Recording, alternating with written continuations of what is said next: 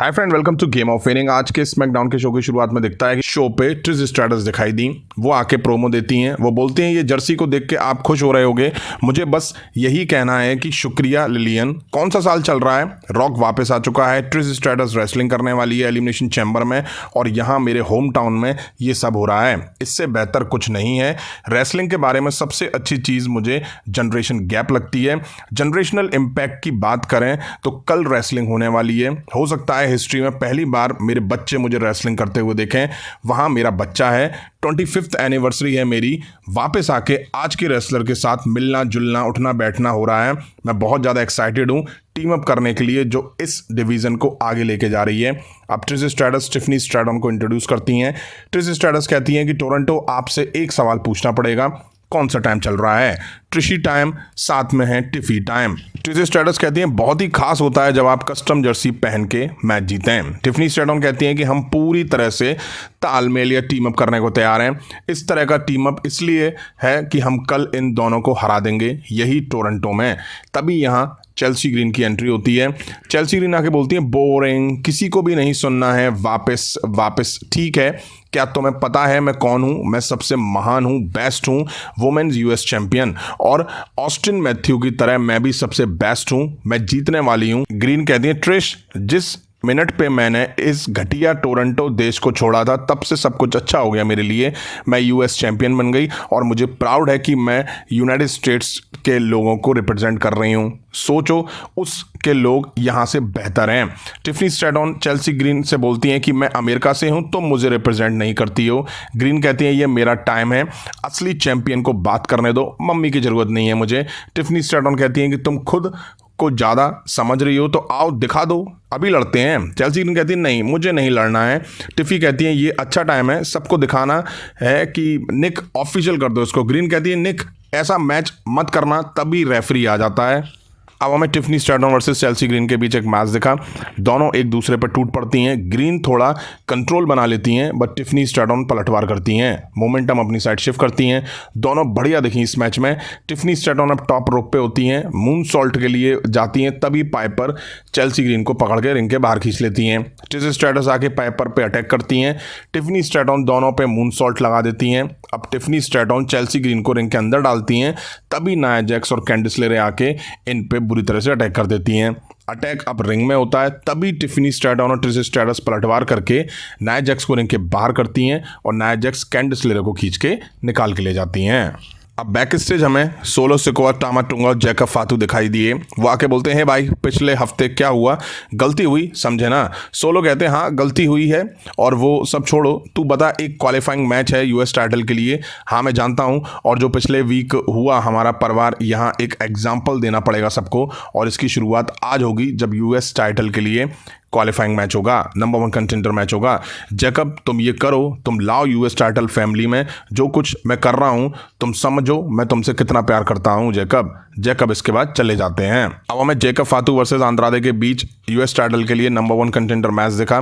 शुरू में आंद्रादे काफ़ी इंप्रेस करते हैं जैकब के खिलाफ, कुछ बढ़िया मूव्स जैकब पे वो लगाते हुए दिखाई दिए। अच्छा मैच दिखा इन दोनों के बीच, कंट्रोल आंद्रादे पे था।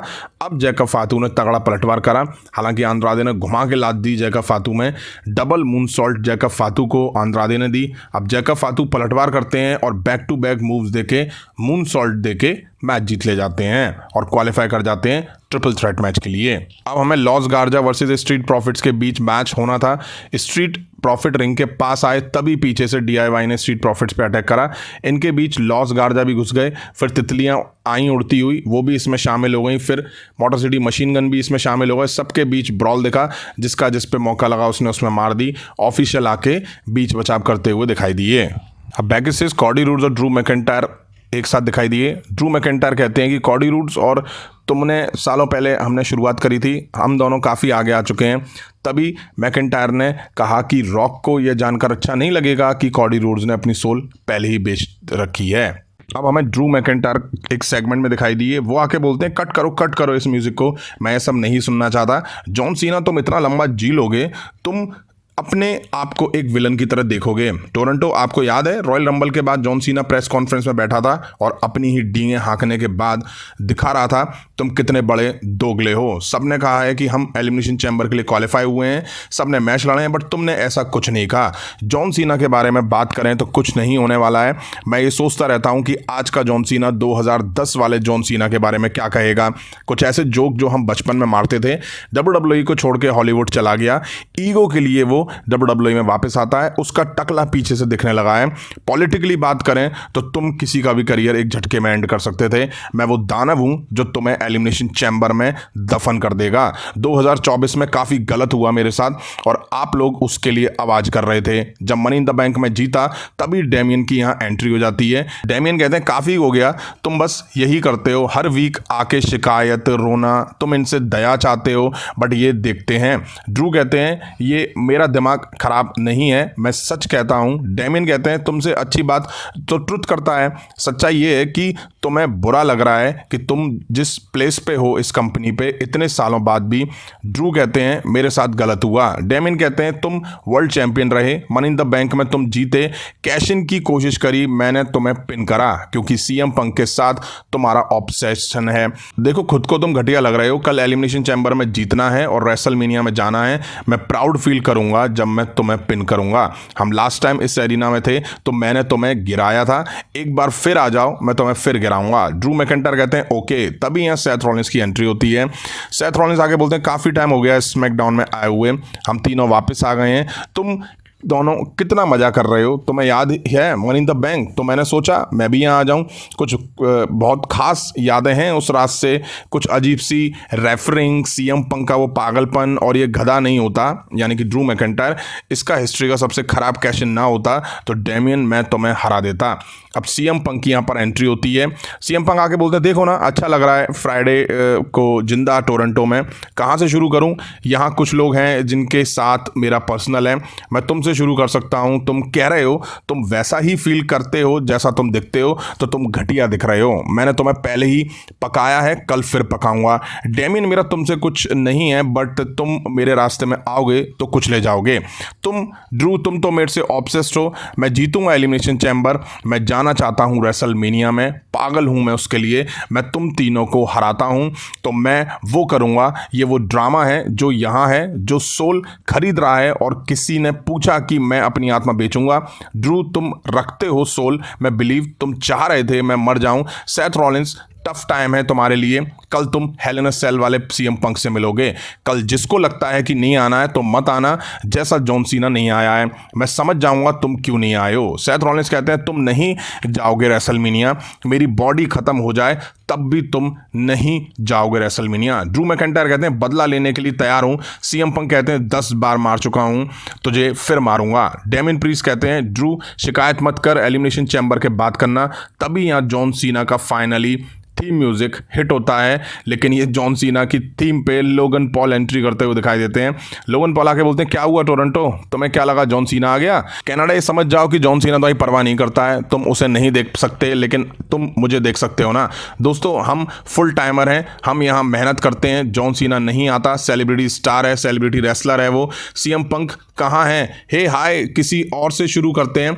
वो कौन है लाल कपड़े पहन के WWE का मोर बन चुका है? दोस्तों देखो अच्छे रेसलर हो ये जान लो बट तुम हार चुके हो, तुम ऐसे लग रहे हो लेडी गागा जैसे। लोगों ने अब ड्रू मैकिंटायर को टारगेट करते हैं, बोलते हैं बधाई हो जो तुम घर पे हो, टाइटल जीत नहीं सकते, टोरंटो की तरह तुम भी कुछ नहीं कर पा रहे हो। डेमियन साफ बात करना चाहता हूं तुम्हारे बारे में, जानता ही नहीं हूं, तुम कुछ कर भी नहीं पाए हो रिंग में, तुम चैंपियन थे ना। अजीब है, ये दिखाता है कि रिंग के अंदर डेमियन प्रीस्ट मौजूद है। सीएम पंक काश मैं तुम्हें देख पाता। सीएम पंक कहते हैं मैं यहां हूं गधे। लोगन पॉल कहते हैं बकवास लग रहे हो, घटिया फेस है तुम्हारा, मन कर रहा है एक चाटा खींच के मारूं। सीएम पंक पीछे जाते हैं, लोगन पॉल इसके बाद भाग जाते हैं, यहीं इनका प्रोमो एंड हो जाता है।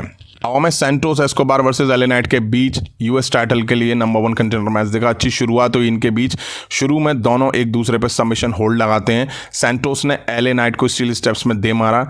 एले ने टर्न बकल में सेंटोस को दे मारा, जम के चॉप्स चले इनके बीच में, दोनों ने मार मार के एक दूसरे की छाती लाल कर दी। सेंटोस ने शुरू में मैच में अच्छा इंप्रेस करा, अब एले नाइट भी पलटवार करते हैं बट सेंटोस काउंटर करते हैं। अच्छी टक्कर सेंटोस एस्कोबार ने एले नाइट को दी। अब सेंटोस टॉप रोप से मूव देने गए, एले नाइट ने मिड एयर में BFT सेंटोस को देके पिन करा और मैच जीत के क्वालिफाई कर गए ट्रिपल थ्रेट मैच के लिए। अब हमें सैमी ज़ैन दिखाई दिए, वो आके बोलते हैं केविन ओवेंस काफ़ी कुछ हमने मिलजुल के देखा है, ये कहना एक छोटी सी बात होगी, कुछ कहता हूँ तुमसे केविन, तुम दौड़ रहे हो, भाग रहे हो, कार में वीडियो बना रहे हो, शूट कर रहे हो, मैं जानता हूँ तुम यहाँ हो, मैं इस रिंग के बीचों बीच हूँ, अगर तुझसे कुछ कहना है तो मैं खुद तुझे रिस्पेक्ट के साथ बुला रहा हूँ। ये रिस्पेक्ट तेरे लिए नहीं है, हमने जो कुछ साथ में किया उसके लिए है। सुन रहा है तो आजा अपने देश में, अपने लोगों के बीच में आ जाओ, कहो, क्योंकि कल के बाद कुछ बचेगा नहीं कहने के लिए। तभी केविन ओवेंस स्क्रीन पे दिखाई देते हैं, सैमी मैं टोरंटो में हूँ बट उस एरिना में नहीं हूँ, मैं नहीं चाहता कि मैं वहाँ आऊँ और तुम इंजर्ड हो जाओ, तुम महफूज रहो ताकि हम कल लड़ सकें। ये एरिना, हमने यहाँ काफ़ी मैच लड़े हैं, ये हमारा सबसे बड़ा मैच होने वाला है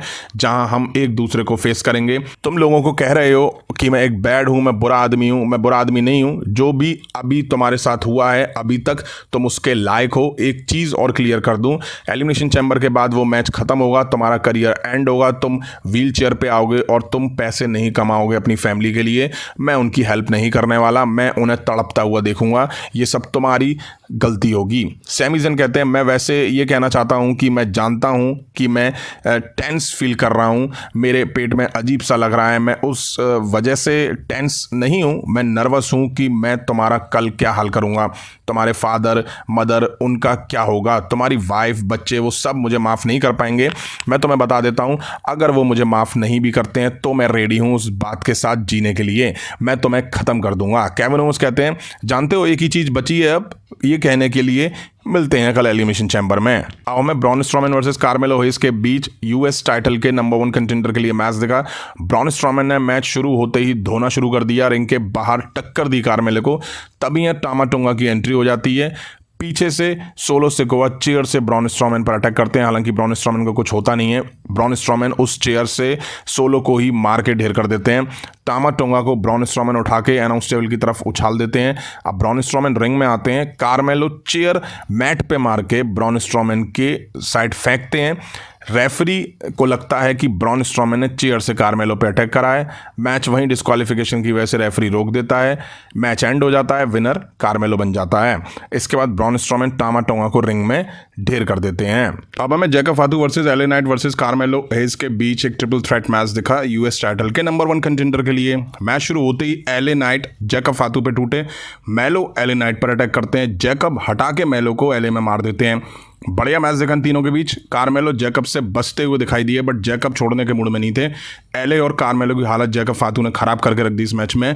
कार्मेलो के तो मूव का जैकब फातू पे कोई असर नहीं पड़ रहा था। बढ़िया मैच देखा इनके बीच। एंड में कार्मेलो एले नाइट को पिन कर रहे थे, तभी जैकब ने टॉप रोप से मूव दिया, एले बाहर हुए, जैकब ने कार्मेलो को मूव दिया, मूनसॉल्ट देके पिन करने गए, एले नाइट ने पकड़ के जैकब को बाहर खींचा और खुद जाके कार्मेलो को पिन करके मैच जीता और बन गए नंबर 1 कंटेंडर नाकामुरा के खिलाफ US टाइटल के लिए।